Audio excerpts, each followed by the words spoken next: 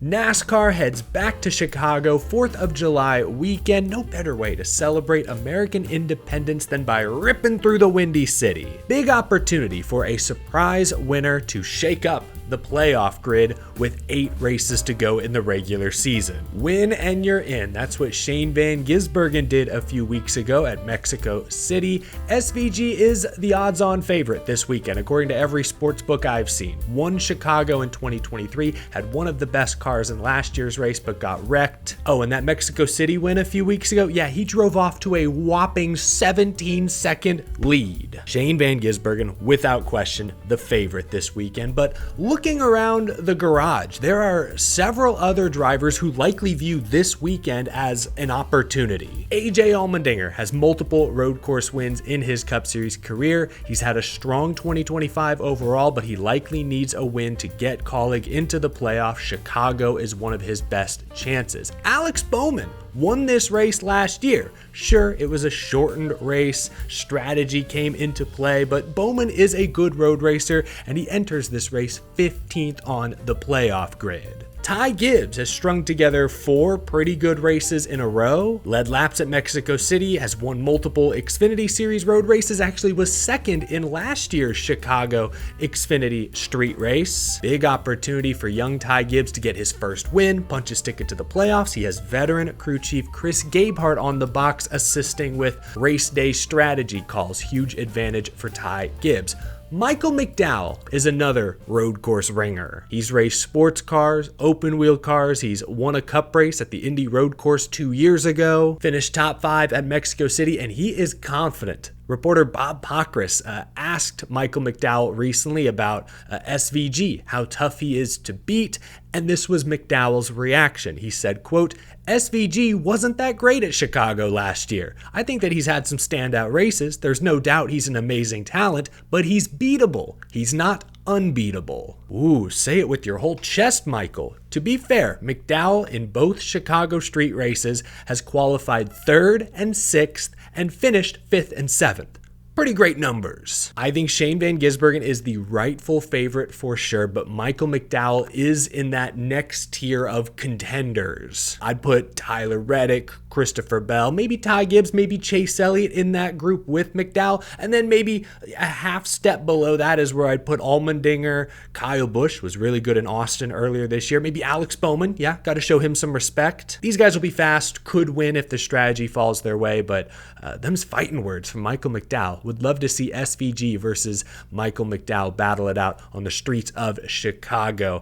There are 41 cars on the Cup Series entry list. Only 40 make the field, which means this will be the first non-Daytona 500 race with a DNQ since Texas 2018. Crazy, I know. Will Brown will make his second Cup Series start in the Kaulig number 13. Austin Hill will drive the RCR number 33. Josh Bilicki in the 66. Corey Heim, the 67, and Catherine Legg will drive the Live Fast 78. Obviously, Shane Van Gisbergen won this race in his debut 2 years ago. He shares a similar supercars background to Will Brown. I expect Brown to have enough pace to qualify. Same with Austin Hill. He led laps in the Xfinity race here a season ago. Josh Bilicki is a solid road racer, and Chicago is not far from his hometown, just north of the border in Wisconsin. Corey Heim will be an interesting one. He has never raced the Chicago street race to my knowledge, but he sure looked fast at Lime Rock Park last week in trucks, opened up an 8-second lead at one point. Catherine Legg ran the Cup race at Mexico City,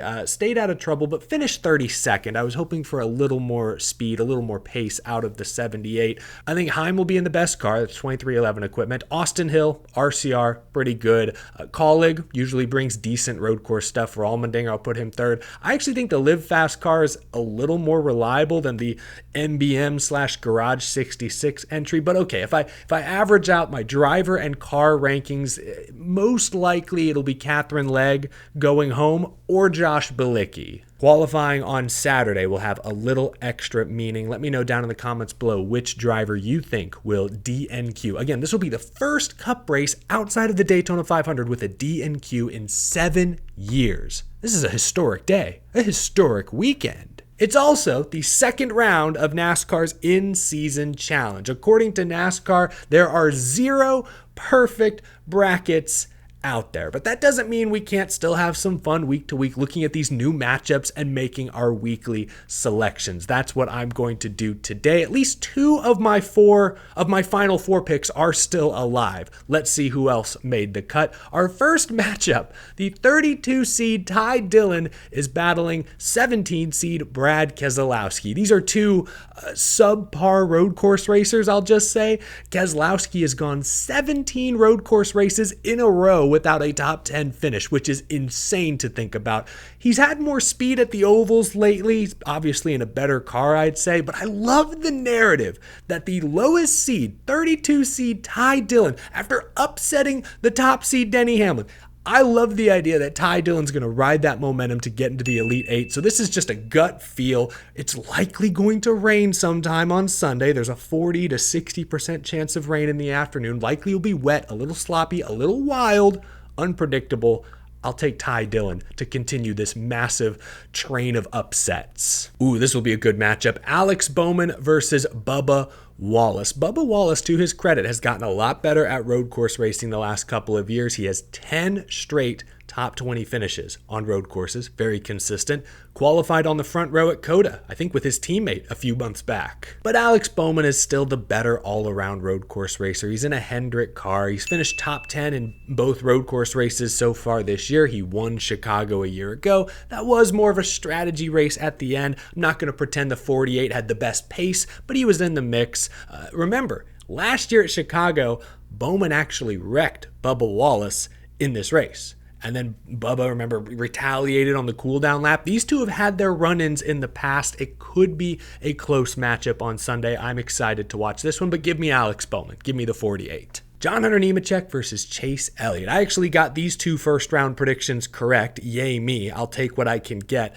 I've already discussed this matchup in a previous video. Nemechek ran 6th at Mexico City, which is very impressive, but Chase Elliott is obviously a better road course racer. Hendrick is likely to bring a faster car. Elliott has 3 straight road course top 5s, while John Hunter Nemechek has never finished top 5 on a road course. Give me Chase Elliott to move on this week. Eric Jones versus Ricky Stenhouse. I looked this up. It has been nearly 3 years since Eric Jones scored a top 10 finish on a road course. But Stenhouse kind of sucks too. He did finish 6th at Chicago last summer. Again, a race that was shortened by rain, shortened by darkness, became strategy dependent. Since the start of last year, so that's the last 7 road course races, Jones has a 29.9 average starting position, Stenhouse 28.7. So these guys don't have a lot of pace. They're likely not going to start up front, could easily get swept up in some sort of crash. This is a pick'em in my opinion.